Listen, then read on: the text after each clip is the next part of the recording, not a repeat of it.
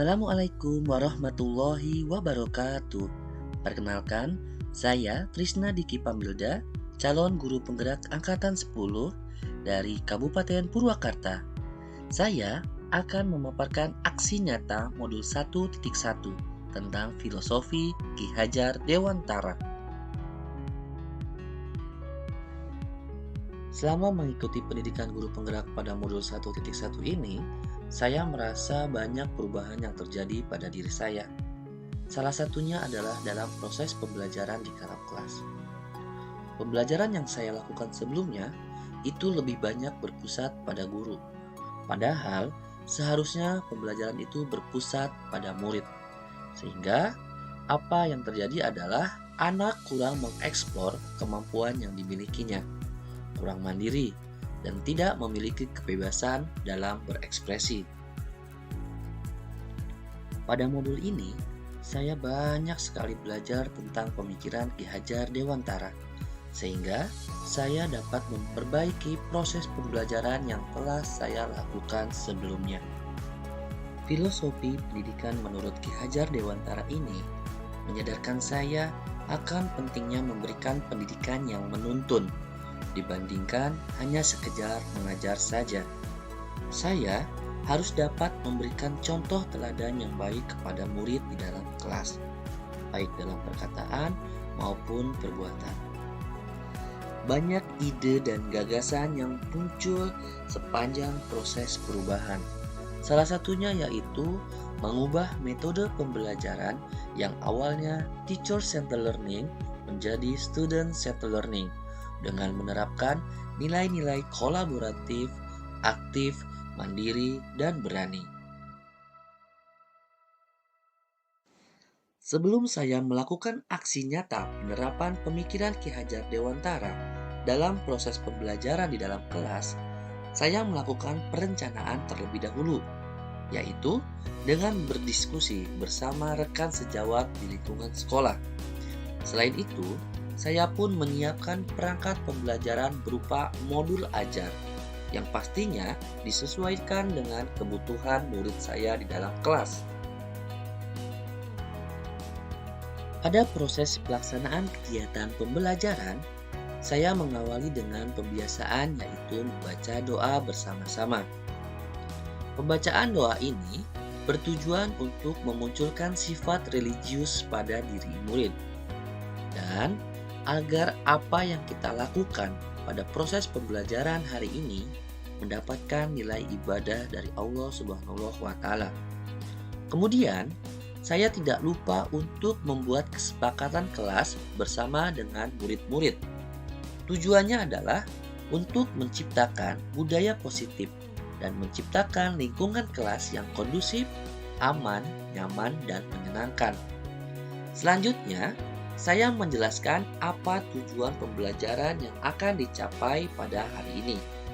Selain itu, saya menjelaskan juga apa manfaatnya anak-anak belajar materi ini dalam kehidupannya sehari-hari.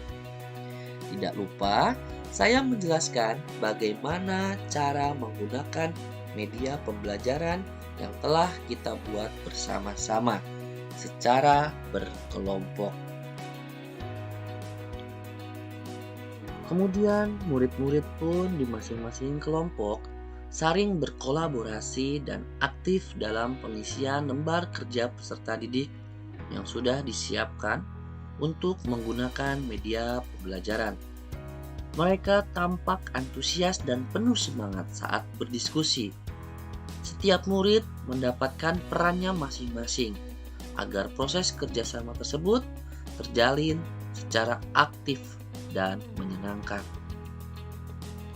Setelah selesai berdiskusi, masing-masing kelompok pun maju ke depan untuk mempresentasikan hasil diskusinya di depan kelas.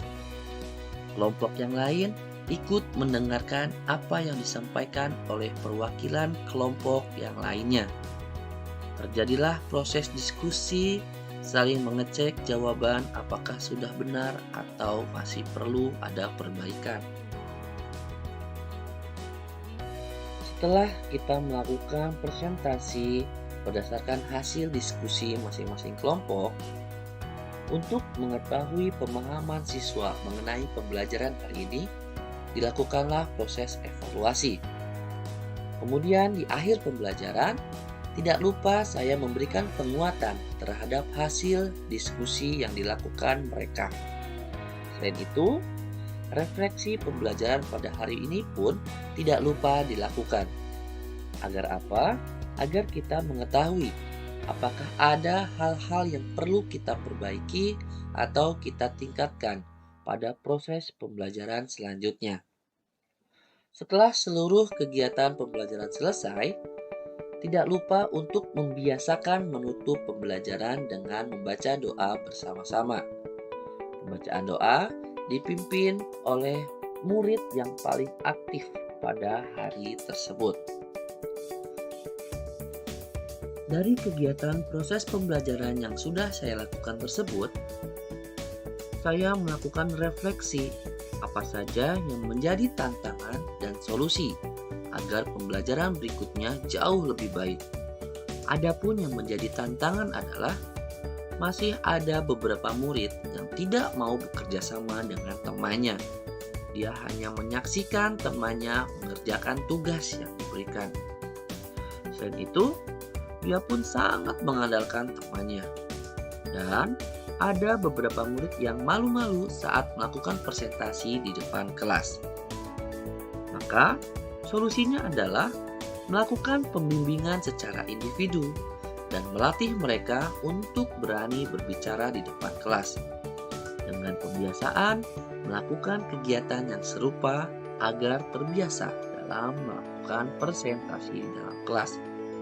Selain itu, pembagian tugas pada proses diskusi pun harus dibagi secara adil dan merata, agar setiap murid mendapatkan perannya masing-masing. Assalamualaikum warahmatullahi wabarakatuh.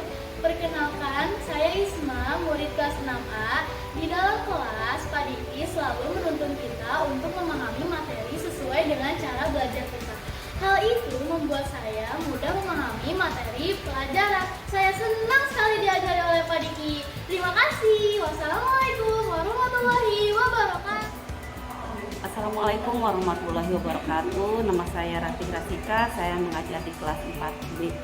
Setelah saya melakukan observasi atau pengamatan terhadap pembelajaran yang dilakukan oleh Bapak Diki, pembelajaran tersebut sangat menyenangkan dan sangat kondusif. Dalam pembelajarannya, Pak Diki memposisikan diri sebagai fasilitator, sehingga menuntun para siswa untuk berperan aktif menemukan pembelajarannya, sehingga pembelajaran tersebut sangat sekali bermakna. Dalam pembelajarannya, Pak Diki juga melakukan tes diagnostik awal, sehingga para siswa dikelompokkan terlebih dahulu sesuai minat dan kemampuan yang sangat diperlukan oleh siswa tersebut, sehingga pembelajaran menjadi terarah dan tujuan pembelajaran lebih mudah dipahami oleh anak. Dan juga Pak Diki melaksanakan kesepakatan kelas sehingga tidak sulit untuk Pak Diki mengondisikan kelasnya pada saat pembelajaran berlangsung. Terima kasih. Wassalamualaikum warahmatullahi wabarakatuh. Demikianlah pemaparan video saya pada kali ini. Terima kasih telah menyaksikan video ini sampai akhir. Tetap semangat. Salam dan bahagia Bapak Ibu guru hebat. Wabillahi taufiq wal hidayah. Wassalamualaikum warahmatullahi wabarakatuh.